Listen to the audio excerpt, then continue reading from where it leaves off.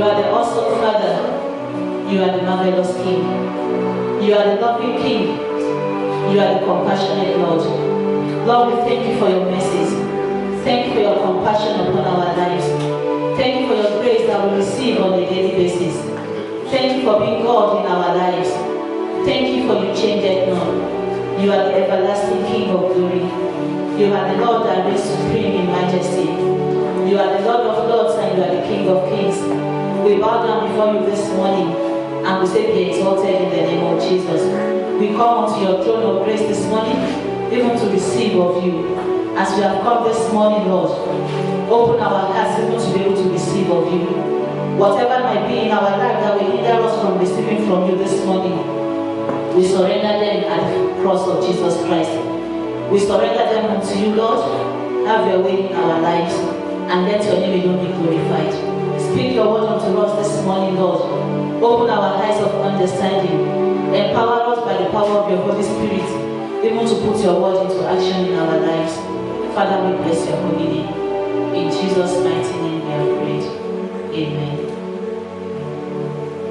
I welcome you this morning into the presence of God. The Lord is here and His Spirit is here.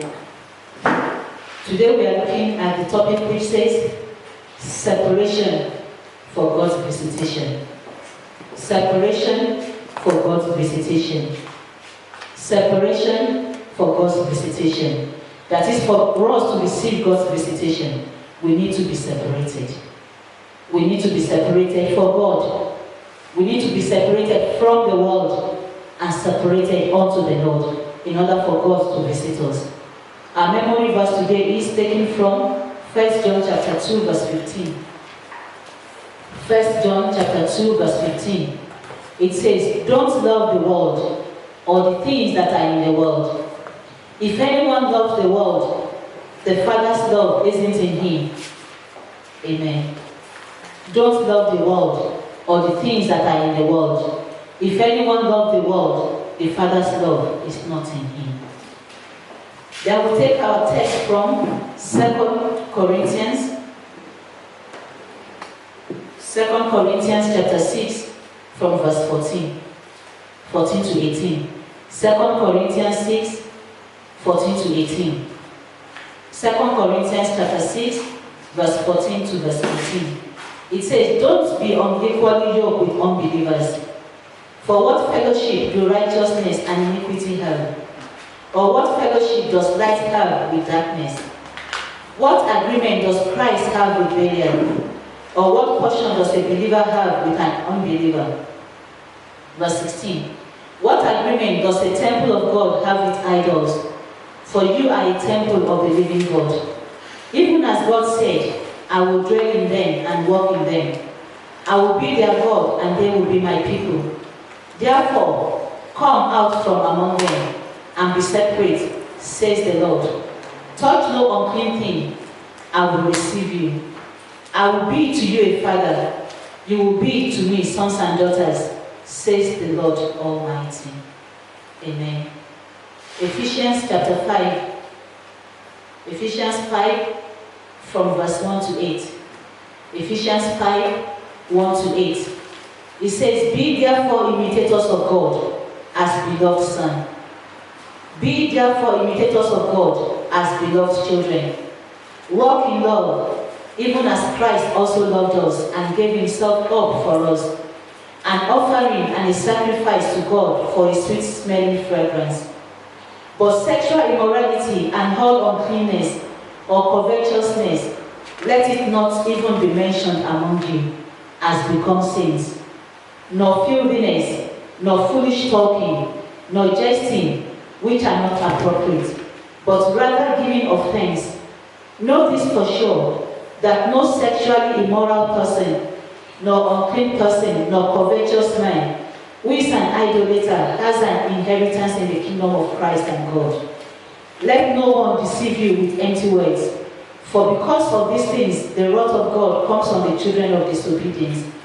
Therefore, don't be partakers with them, for you were once darkness, but are now light in the Lord. Walk as children of light. So God is telling us today that he wants to visit us. God wants to visit us. And for Him to visit us, we need to be separated unto Him. We need to come out of the world. The Bible says that we are in the world, but we are not of the world. So we need to separate ourselves from the world and come unto God the Father. As we have read in 1 John chapter 2, verse 15, we are told that we are not supposed to love the world, neither the things that are in the world, but we are supposed to love the Father. If we love the world, it shows that the love of the Father is not in us. But when we go to verse 16, it explains to us the meaning of the word world. That word world means the lust of the eyes, the lust of the flesh, and the pride of life. When we look at 1 John chapter 2, verse 16, that is what it says. He said, it's telling us that in the world is full of the lust of the flesh. It is made up of the lust of the eyes. It is made up of the pride of life. So we need to be separated from all these things. It's also telling us that the world is a system that is controlled by Satan.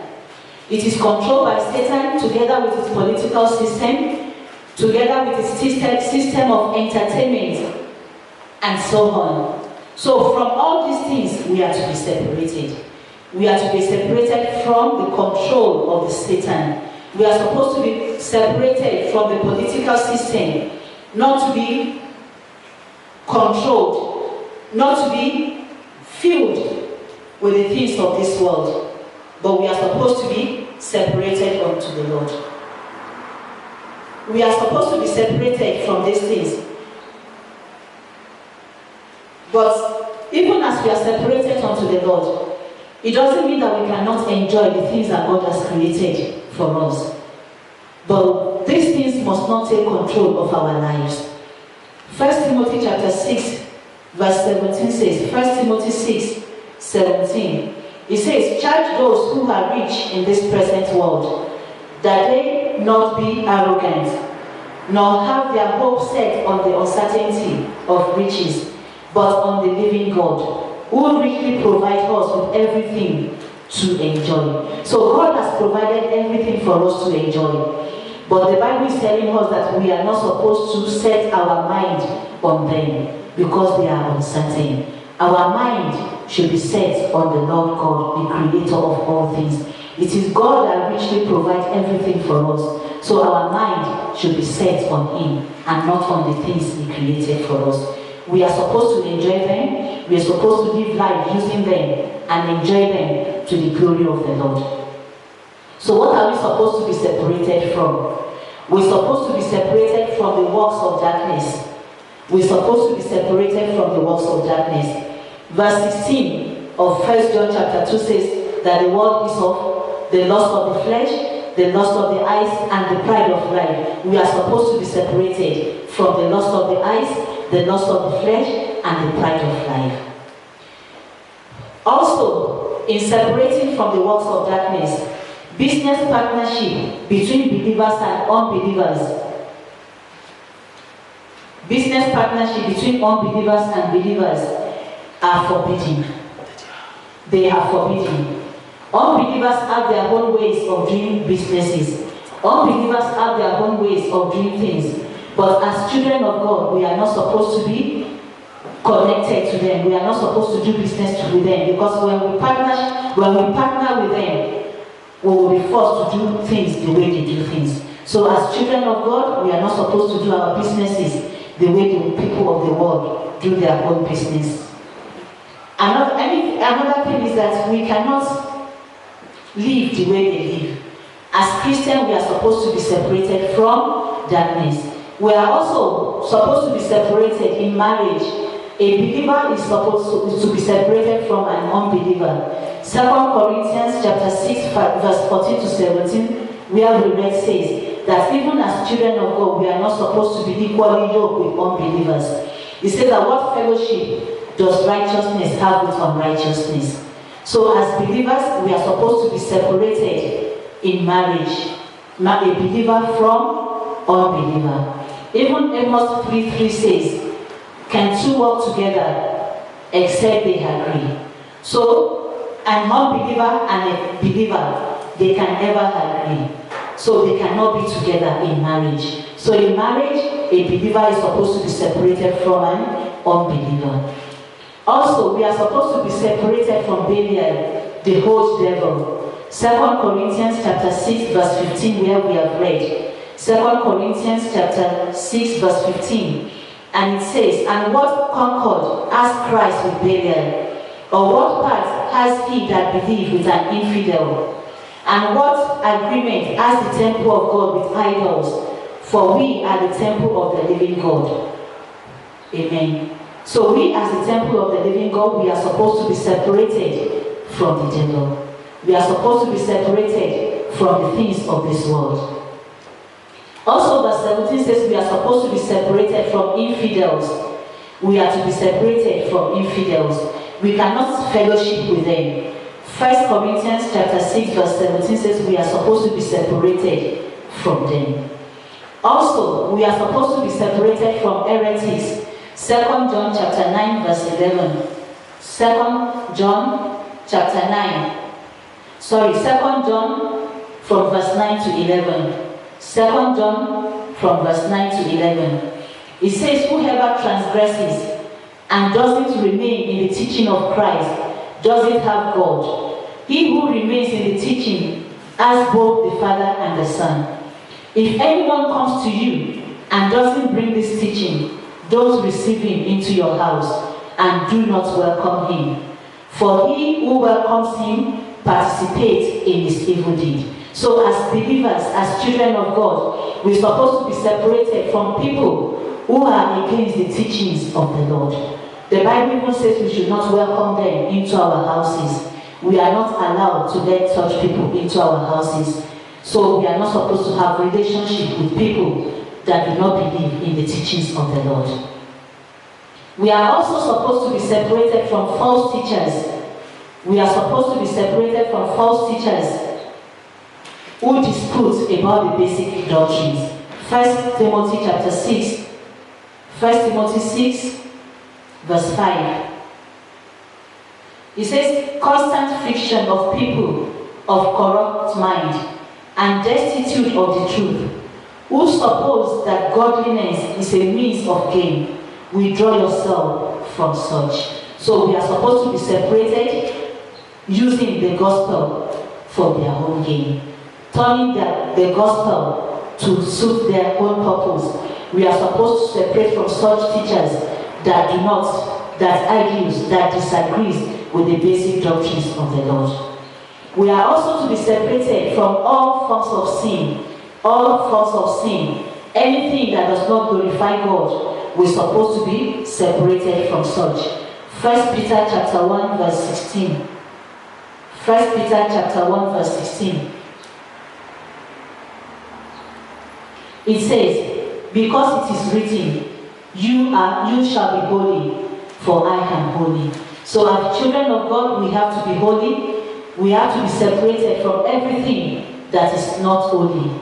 Separation from all known sins of sin and immorality, including fornication, adultery, alcoholism, smoking, because our body is the temple of the Lord. So we need to be separated from them. When in doubt, what can we do? If we don't know what to do, what to separate from, we need the word of God.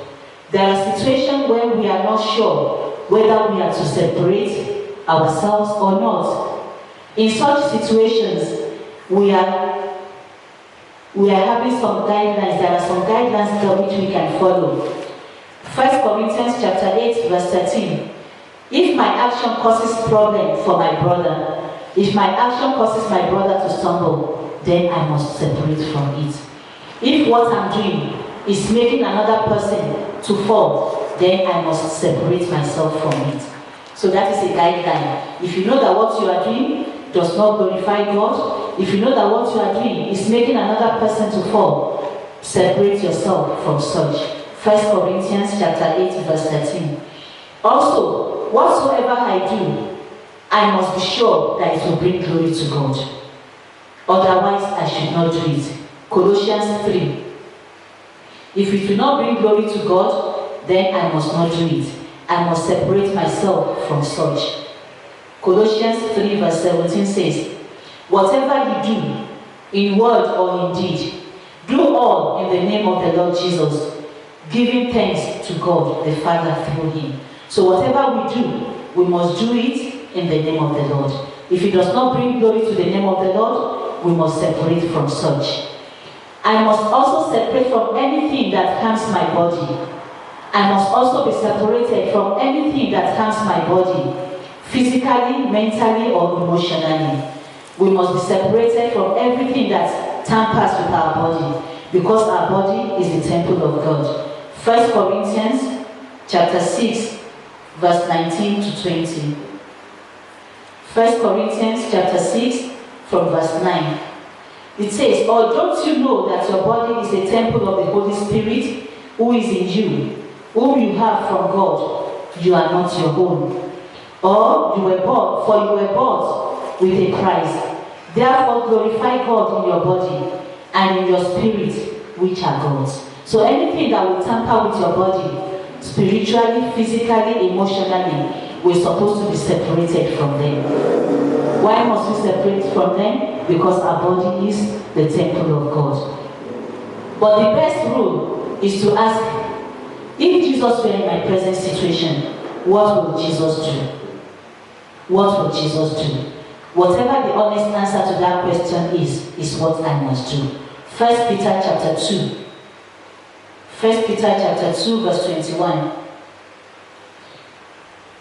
It says, for you were called to this because Christ also suffered for you, leaving you an example that you should follow his steps. So we need to follow Jesus' step. If we know that Jesus will not do it, then we must also not do such a thing. What are the results of separation? If we separate ourselves from the world, if we separate ourselves from sin and immorality, if we separate ourselves from the lust of the eyes, the lust of the flesh, and all ungodliness, what do we benefit? We benefit God's visitation. God will visit us. He will visit our lives.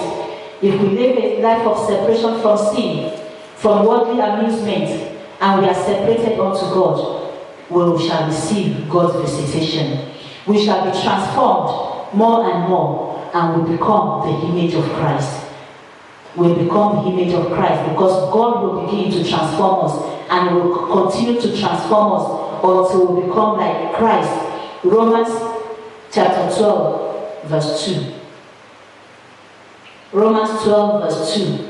It says, do not be conformed to this world, but be transformed by the renewing of your mind, so that you may prove what is the good, well-pleasing, and perfect will of God. So when we separate ourselves unto God, when we separate ourselves unto God, our lives shall be transformed and will become more and more like Jesus Christ. Also, the Lord will receive us. 2 Corinthians chapter 6, verse 17, where we read, it says, wherefore come out from among them, and be ye separate, saith the Lord, and touch not the unclean thing, and I will receive you. So the Lord will receive us, He will visit us, and He will do new things in our lives.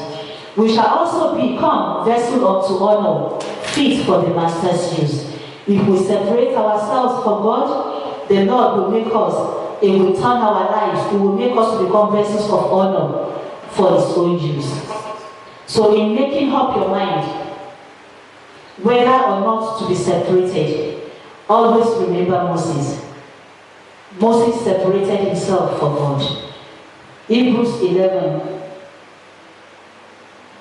chapter 11, verse 24. It says, by faith, Moses, when he had grown up, refused to be called the son of Pharaoh's daughter, choosing rather to share ill treatment with God's people than to enjoy the pleasure of sin for a time. He refused to enjoy the pleasure of the palace. He refused to enjoy the pleasure of sin for a time. He chose not to be called the daughter of Pharaoh. He chose not to live the worldly way. He chose not to belong to the world. He chose to put the things of the world behind him. He chose to share in the ill treatment of the people of God. So let us put God first in our choice. Let us choose to be separated unto God, and God will visit us in the mighty name of Jesus. Amen. Let's rise upon our feet as we begin to pray. That Lord, help me to choose you. Help me to choose you rather than the world. Lord, I choose you. I choose to separate myself unto you. I choose to serve you wholeheartedly. I choose to live my life for your glory. Lord, today I make up my mind to choose you. I choose to be separated unto you. I separate myself from the worldly things, and I choose to love you. I choose to do your will in all things. Help me by the power of your Holy Spirit. In Jesus' mighty name, amen.